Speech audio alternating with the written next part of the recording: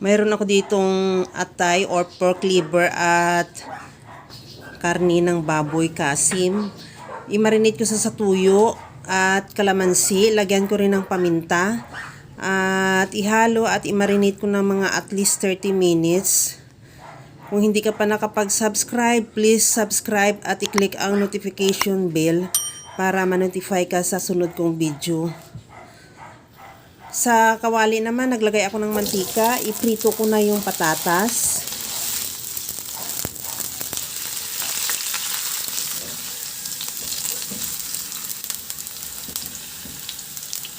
Iprito ko na rin yung carrots.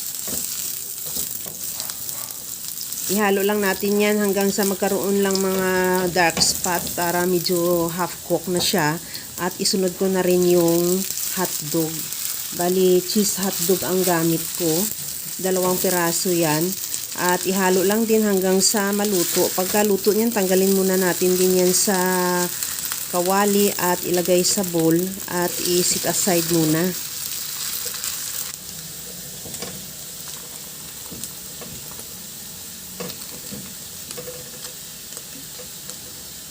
I-stir fry ko na rin yung atay na binabad natin kanina. Tinanggal ko lang yung pinagbabaran at ihalo lang hanggang sa maluto. Pagkaluto niyan, wag na natin i-overcook para hindi kumunat. At tanggalin muna din dyan sa kawali at i-set aside. Sa disim na kawali, igisa ko na rin yung bawang.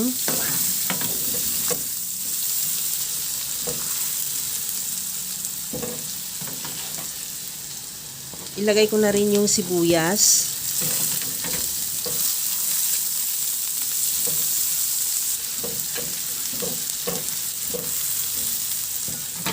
Ilagay ko na rin yung karni ng baboy na binabad natin kanina.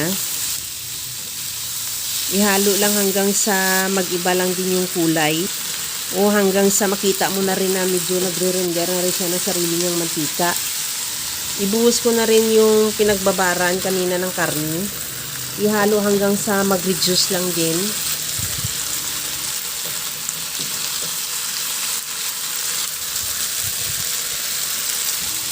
Okay na tong ating karni. Lagyan ko na ng tubig.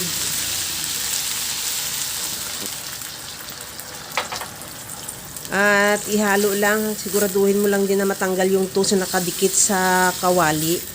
At takpan muna natin yan at isimmer. Siguro mga 15 minutes lang.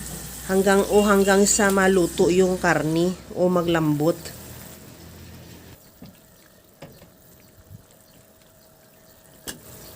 Ilagay ko na yung carrots, patatas at yung hotdog.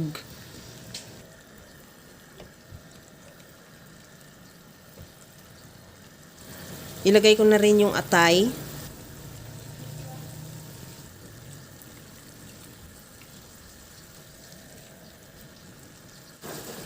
Maglagay din ako ng raisins at bell pepper.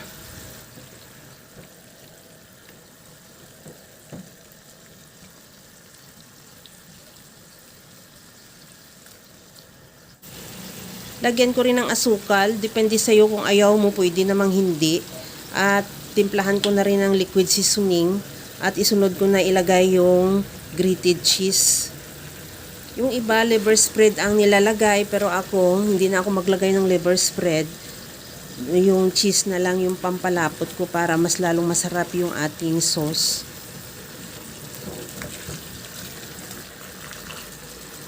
Maglagay din ako ng green peas. Pinahuli ko talaga yung green peas kasi para hindi siya madurog. Kasi luto na rin din naman yan at malambot na.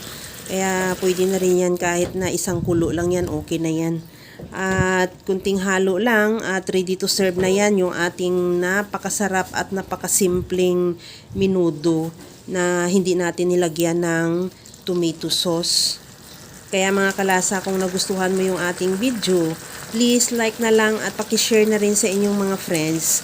At kung bago ka pa lang sa aking channel, subscribe na at i-click mo na rin ang bell button para sa mga notification. Kaya mga kalasa, alam ko kayang-kaya mo itong gawin dahil sa sobrang simple at napakadali niya lang lutuin. Kagaya lang lagi sa sinasabi ko na wala namang hindi marunong magluto basta sa simpleng paraan lang. Okay na tong ating minudo na walang tomato sauce. Hanguin na lang natin yan at ready to serve na. Hanggang sa muli mga kalasa. Thank you for watching. Bye-bye!